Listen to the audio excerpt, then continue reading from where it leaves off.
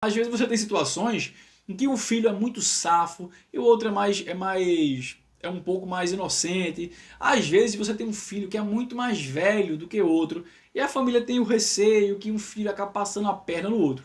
Você consegue fazer com que a roda familiar proteja um filho do outro, sendo dois filhos da mesma relação matrimonial? Sim, você consegue fazer isso sim. Eu vou explicar por quê. Olha só. Olha só o poder, na verdade, que a roda familiar ela tem até para fazer isso.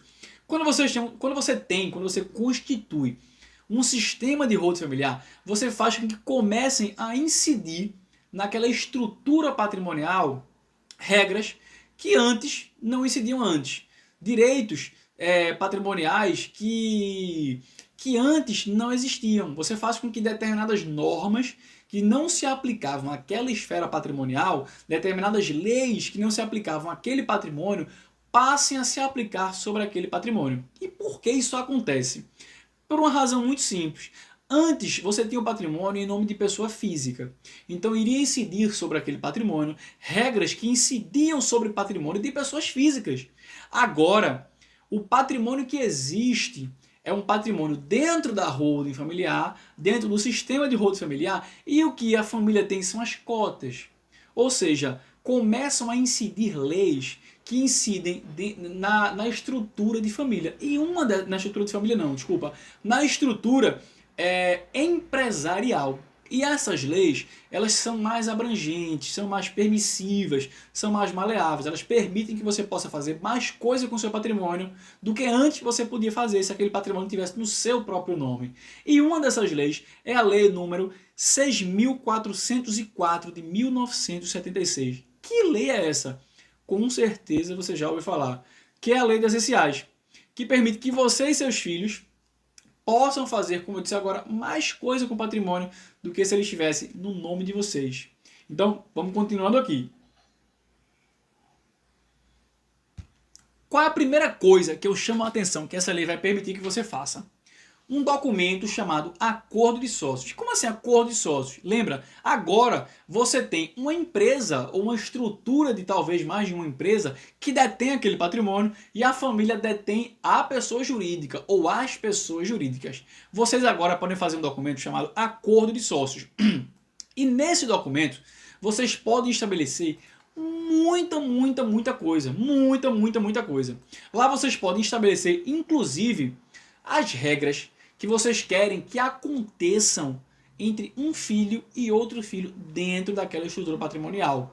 Você pode estabelecer como fica a distribuição de valores entre os dois filhos se algum bem for vendido. Muito comum uma família que tem 2, 3, 4, 5, 10, 20 imóveis, colocar o patrimônio ali dentro, fazer um acordo de sócios que determine que o aluguel daquele outro imóvel vai para o filho A e do imóvel esse outro vai para o filho B. Você pode estabelecer também que, caso esses imóveis, esses bens, esse carro sejam vendidos, o lucro proveniente, o substrato financeiro, o dinheiro que vem dessa venda se reverte em favor daquele filho, que é o detentor dos direitos sobre esses imóveis, sobre esses bens, podem ser imóveis ou qualquer outra coisa. Da mesma forma que a venda desses outros bens aqui vão se reverter em favor daquele filho. Então você consegue criar disposições patrimoniais ali dentro que vão determinar o que é que vai para um filho, o que é que vai para outro filho, quais são os poderes que os filhos têm, até onde esses poderes vão, o que eles podem fazer, o que eles não podem fazer. Isso é um documento que fica registrado em junta comercial. Ou seja, vocês criam regras que prendem os filhos ali de forma que eles não conseguem fugir daquilo ali. E essas regras vão além da lei, vão além da Constituição. Pelo STF, vocês podem estabelecer nesse acordo de sócios regras, inclusive ilegais. Como assim ilegais, Pedro?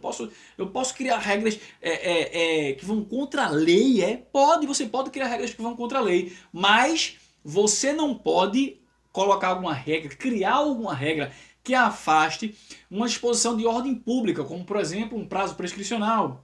E você também não pode criar regras que ataquem direito de uma terceira pessoa que não faz parte daquela família. Pô, se tem pessoa A e pessoa B, ou pessoa A, B, C e D, assinando aquele documento, que estão vinculadas àquele documento. Eu não posso criar entre elas regras que implicam numa perda de direitos de uma outra pessoa, de um terceiro que não está dentro daquilo ali. Então, você respeitando isso, você pode criar regras entre a família que fazem com que os dois filhos não possam se meter dentro do patrimônio do outro, mesmo que eles participem da mesma estrutura patrimonial. E como eu disse, esse documento ele é público, esse documento ele é registrado em junta comercial, ou seja, eu vou falar um linguajar um pouco mais técnico agora. Esse documento tem efeito erga omnes, tem efeito expansível para terceiras pessoas. É documento público, então os filhos não podem, eles ficam amarrados. Eles só podem agir dentro daquele patrimônio. Então, se você tem um filho que é mais novo, é mais inocente, ou até é pessoa com deficiência, às vezes acontece esse tipo de situação. Você cria ali dentro disposições contratuais escritas mesmo no papel, é o preto no branco, que vão garantir que aquele patrimônio que pertence àquela pessoa, que pertence àquele filho, fique protegido ali dentro. E só se houver alguma movimentação patrimonial em benefício dele, ou com concordância seu, da sua esposa, do seu marido, do seu companheiro, da sua companheira, ou de algum tutor, de alguma pessoa que você confia para cuidar daquele filho, daquela pessoa com deficiência, só com autorização, com concordância daquele grupo de pessoas ou daquela pessoa, e ainda assim, se for em benefício daquela pessoa, daquele filho, aí sim você pode fazer aquela movimentação patrimonial. E lembrando, tudo isso você cria no acordo de sócios. Você pode ser mais específico ainda do que a lei, inclusive. Você pode criar disposições que protegem o seu filho, que protegem a sua filha, que é inocente, que é muito novinho, que é pessoa com deficiência. Você pode criar disposições que protegem ele mais do que as disposições que existem hoje na própria lei. Isso tudo você faz no acordo de sócios, que é um documento que você passa a poder fazê-lo quando você tem uma estrutura que permite que você faça esse acordo de sócios sobre o seu patrimônio. E que estrutura é essa? A arrodo familiar. Então, se eu tenho meu patrimônio, coloco ele dentro do arrodo familiar, agora eu posso criar acordo de sócios que cria toda essa sistemática de proteção patrimonial sobre os filhos menores, sobre os filhos com deficiência, sobre os filhos que são muito novinhos, sobre os filhos que são muito inocentes, tá certo?